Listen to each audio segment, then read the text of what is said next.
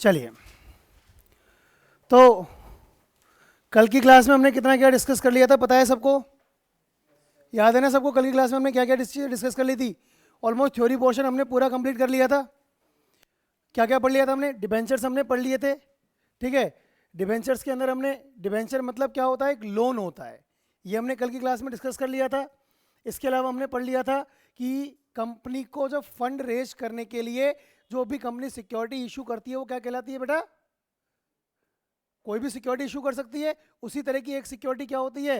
Debentures भी उसी तरह की एक सिक्योरिटी होती है। इस डिबेंचर्स को इशू करने के लिए कंपनी को क्या हो सकता है? अपने क्या क्या करना पड़ सकता है कंपनी को? एसेट्स को गिरवी रखना भी पड़ सकता है और नहीं भी रखना पड़ सकता। फिर हमने मीनिंग पढ़ लिया था। एक रिटर्न क्या है बेटा? ये इंस्ट्रूमेंट है। क्या है? एक रिटर्न इंस्ट्रूमेंट है जो कि डेप्ट को आपके को एक्नॉलेज करता है कि आपने लोन लिया हुआ है। इसके अलावा हमने क्या पढ़ लिया था? यहाँ पर एक कॉन्ट्रैक्ट है जिसके अंदर एक स्पेसिफिक टाइम पीरियड के बाद पेमेंट करना है। वो पेमेंट चाहे एक साथ करो चाहे टुकड़ों में करो, पहले से सारी चीज़ें क्या होती है? क्लियरली उसके अंदर मेंशन्ड होती है। ये भी हमने पढ़ लिया था। इसके अलावा हमने बॉन्ड, इसके अलावा हमने डिबेंचर की डेफिनेशन पढ़ ली थी उसके अकॉर्डिंग, सेक्शन 230 के अकॉर्डिंग। इसके बाद हमने बॉन्ड्स के बारे में भी क्या कर लिया था? रीड कर लिया था, ठीक है। इसके बाद हमने कल की क्लास के अंदर डिफरेंस पढ़ लिए थे किसके अंदर? शेयर्स और डिबेंचर्स के बीच के हमने सारे डिफरेंसेस भी यहाँ पर कंप्लीटली देख लिए थे। तो और हमने क्या देख लिया था बेटा? हमने टाइप्स ऑफ डिबेंचर्स भी कल कंप्लीट कर लिए थे। टाइप्स ऑफ डिबेंचर्स आपको याद होगा तो हमने किस, हाँ वो मैं कर लूंगा, है ना। टाइप्स ऑफ डिबेंचर जो हमने देखे थे वो किस किस बेसिस पर देखे थे बेटा? एक तो on the basis of security हमने चेक कर लिया था, जिसके बेस पर क्या थे? एक तो सिक्योर डिबेंचर थे, अनसिक्योर डिबेंचर्स थे। सिक्योर डिबेंचर्स का मतलब मैंने बताया था ऐसे डिबेंचर्स जिनको इशू करने के लिए कंपनी के एसेट्स के ऊपर चार्ज किया जाता है, वो सिक्योर्ड हो गए। जिनको इशू करने के लिए कंपनी के एसेट्स को चार्ज नहीं किया जाता वो क्या कहलाते हैं?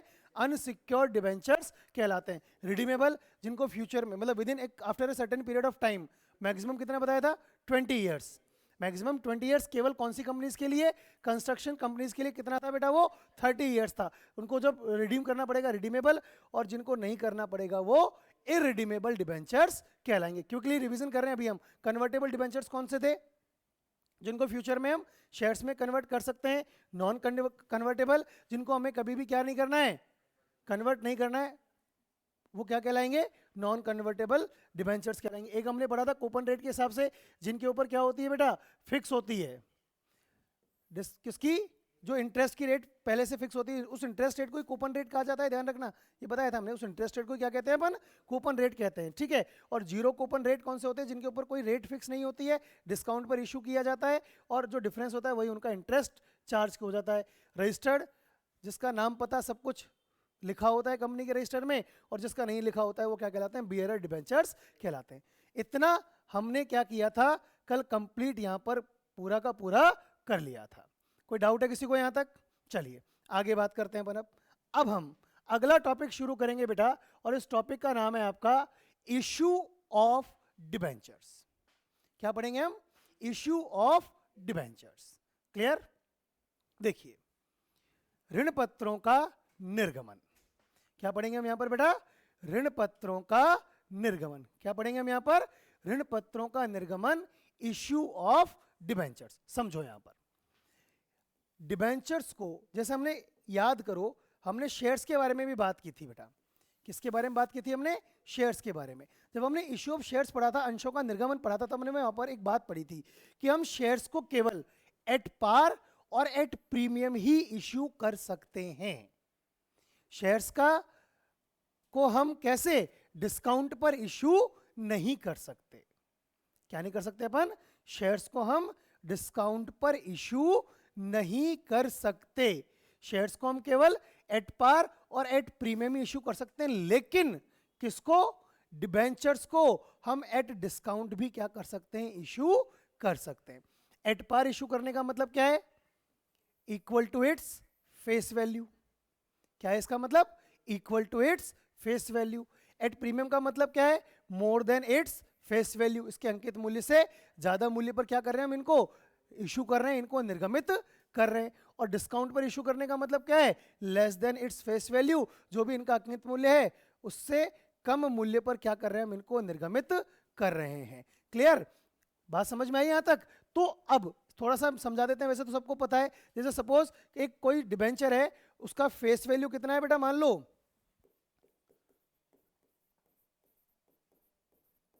100 रुपीज।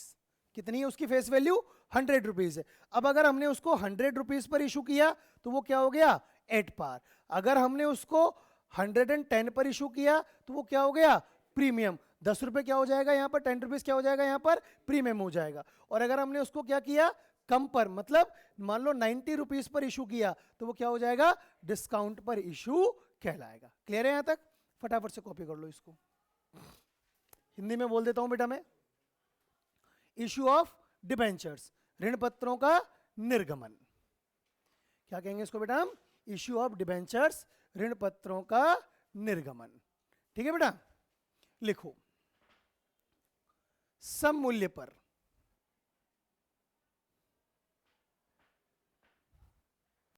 लिख लिया? सम मूल्य पर, प्रब्याजी पर, प्रब्याजी पर और बट्टे पर। सम मूल्य पर, प्रब्याजी पर और एंड में बट्टे पर। ठीक है बेटा, सम मूल्य में लिखो अंकित मूल्य के बराबर,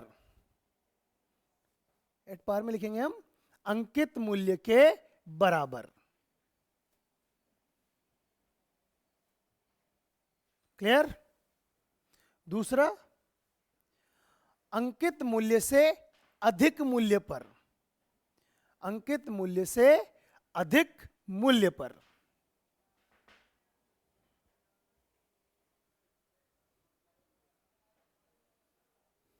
और तीसरा लिखो अंकित मूल्य से कम मूल्य पर, बट्टे में लिखेंगे अंकित मूल्य से कम मूल्य पर।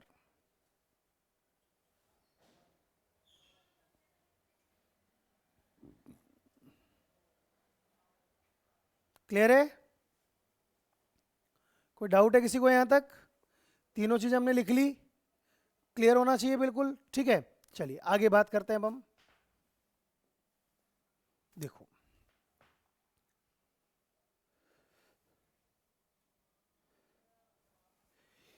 वापस इशू ऑफ डिबेंचर्स की हम बात करेंगे। यहां पर क्या बात करेंगे बेटा हम? वापस इशू ऑफ डिबेंचर्स। देखो अब हम डिबेंचर्स को इशू कैसे कैसे कर सकते हैं? हम क्या कर सकते हैं? डिबेंचर्स को इशू कैसे कैसे कर सकते हैं? जैसा हमने कहां पढ़ा था, शेयर्स में पढ़ा था ना, सेम वही चीज है। शेयर्स में क्या पढ़ा था? कैश के लिए और अदर देन कैश। शेयर्स में हमने दो ही चीजें पढ़ी थी बेटा, एक तो फॉर कैश रोकड़ के बदले, अदर देन कैश रोकड़ के अतिरिक्त अन्य प्रतिफल के बदले। बस और कुछ हमने पढ़ा ही नहीं वहां पर। वहां पर दो चीजें पढ़ी, यहां पर चार हो जाएंगी। यहां पर कितनी हो जाएंगी? चार। सबसे पहले क्या है बेटा? Issue of debentures. लिखो ऋण पत्रों का निर्गमन।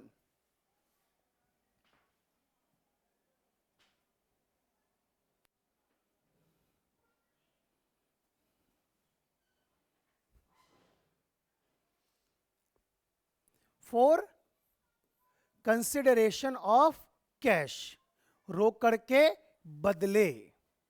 फॉर कंसिडरेशन ऑफ कैश, रोकड़ के बदले। लिख लिया? इसमें पहला पॉइंट लिखेंगे हम रोकड़ के बदले में। First point, when whole amount is received on application. When whole amount is received on application, जब संपूर्ण राशि आवेदन के साथ प्राप्त हो जाए। जब संपूर्ण राशि आवेदन के साथ प्राप्त हो जाए। क्लियर है भाई? जब पूरा का पूरा पैसा कैसे मिल गया? एप्लीकेशन के साथ ही मिल गया। एक केस ही हो गया। दूसरा केस क्या है इसके अंदर? When whole amount is received in instalments, जब संपूर्ण राशि किश्तों में प्राप्त हो। When whole amount is received in instalments, जब संपूर्ण राशि किश्तों में प्राप्त हो।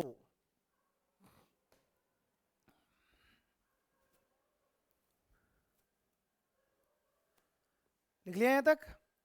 एक तो पूरा पैसा एक साथ मिल रहा है और एक पूरा पैसा कैसे मिल रहा है? किश्तों में मिल रहा है। आगे लिखो, issue of debentures for consideration of other than cash, issue of debentures for consideration of other than cash, ऋण पत्रों का रोकड़ के अतिरिक्त अन्य प्रतिफल के लिए निर्गमन, रोकड़ के अतिरिक्त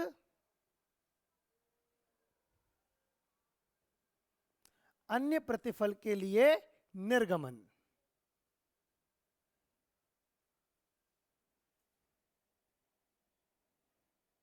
लिख लिया? लिख लिया? एक लिखो, issue of debentures as collateral security, ऋणपत्रों का समपार्श्विक, ऋणपत्रों का समपार्श्विक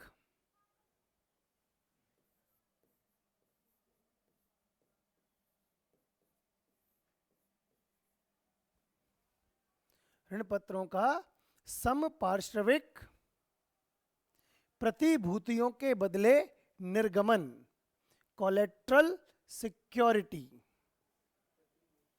के बदले निर्गमन। चंचल इंग्लिश में लिखना है, कोलेट्रल सिक्योरिटी, समपार्श्विक प्रतिभूतियों के बदले निर्गमन। लिख लिया? आगे लिखो, issue of debentures on condition of redemption, issue of debentures on condition of redemption. लिख ले भैया, issue of debentures on condition of redemption, शोधन की शर्तों के आधार पर, शोधन की शर्तों के आधार पर ऋणपत्रों का निर्गमन। लिख लिया? ये मैक्सिमम कंडीशंस हैं। चैप्टर के टॉपिक्स खत्म नहीं हुए, चैप्टर्स में और भी टॉपिक्स हैं, जैसे इंटरेस्ट ऑन डिबेंचर्स भी हमें पढ़ना है ना, जो हम कैपिटल लॉसेज होंगे, जैसे discount on issue of debentures होगा या loss on issue of debenture भी आएगा, आगे आएगा टॉपिक में कंटिन्यू आएगा, उनको राइट ऑफ कैसे करना है वो भी पढ़ना है। ठीक है, लास्ट टॉपिक के लिए बस ये ध्यान रखना कि आरबीएससी और सीबीएसई वालों के लिए, दोनों के लिए अलग अलग मेथड से दिया हुआ है तुम्हारे। सीबीएसई वालों के जो वो राइट ऑफ है लास्ट टॉपिक, उसका मेथड बिल्कुल अलग है, आरबीएससी वालों का मेथड बिल्कुल अलग है।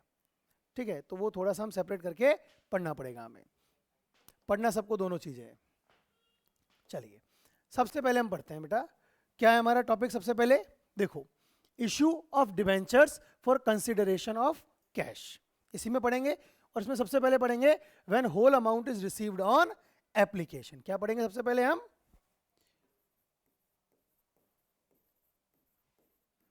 When whole amount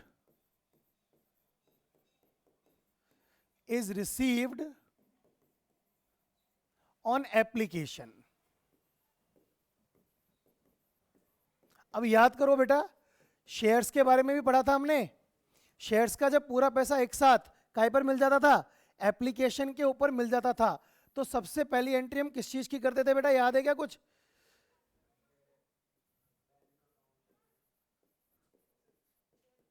on receiving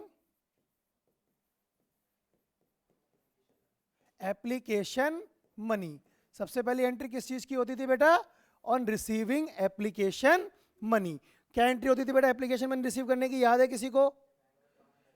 बताओ। बैंक अकाउंट डेबिट, वहां पर शेयर था ना, अब यहां पर क्या हो जाएगा? वो जितना परसेंट डिबेंचर दे रखा होता है ना वो लिखना होगा, है ना, हर सबके आगे लगाना होगा, परसेंट डिबेंचर, बोलो, एप्लीकेशन, गलत करोगे, एप्लीकेशन एंड, हाँ, जब पूरा पैसा एक साथ मिलता है तो एंड अलॉटमेंट साथ में आता है। याद आया? क्या एंट्री होगी बेटा हमारी? Bank account debit to debenture application and allotment account, first entry होगी हमारी। कब? जब पूरा पैसा एक साथ मिल जाएगा। अभी तो बेटा हम कंडीशन कौन सी पढ़ रहे हैं? When whole amount is received with application. पहला केस पढ़ रहे हैं ना अपन, कंसिडरेशन वाला केस था। कंसिडरेशन में भी हम फर्स्ट केस पढ़ रहे हैं यहाँ पर।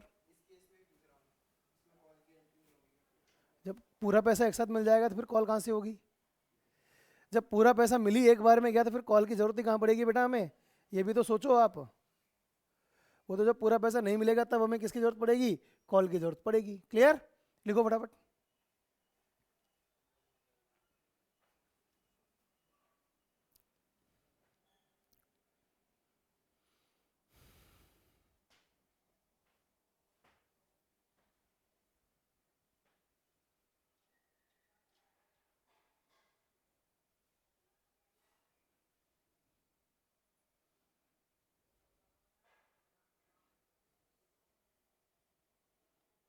हो गया?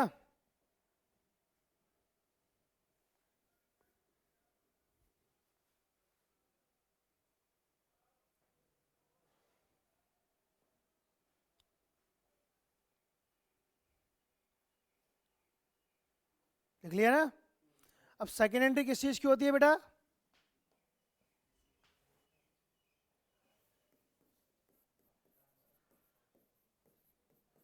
To transfer. याद करो क्या एंट्री होती है ट्रांसफर करने की?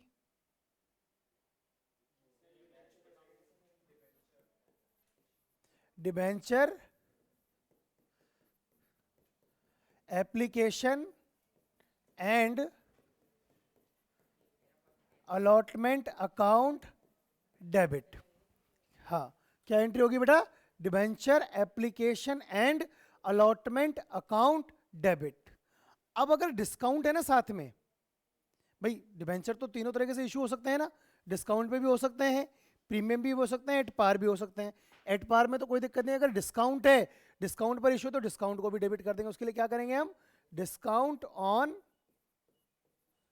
Issue of debenture account debit. क्या कर दोगे आप? Discount on issue of debenture account debit. अगर डिस्काउंट पर है तो वो भी आ जाएगा। टू, ये ले भैया परसेंटेज लगा ले, पेट में दर्द नहीं होना चाहिए। टू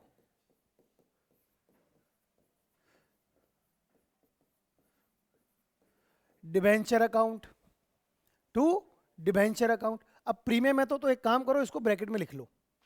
ब्रैकेट में लिखने का मतलब क्या है कि या तो ये आएगा या फिर क्या आएगा?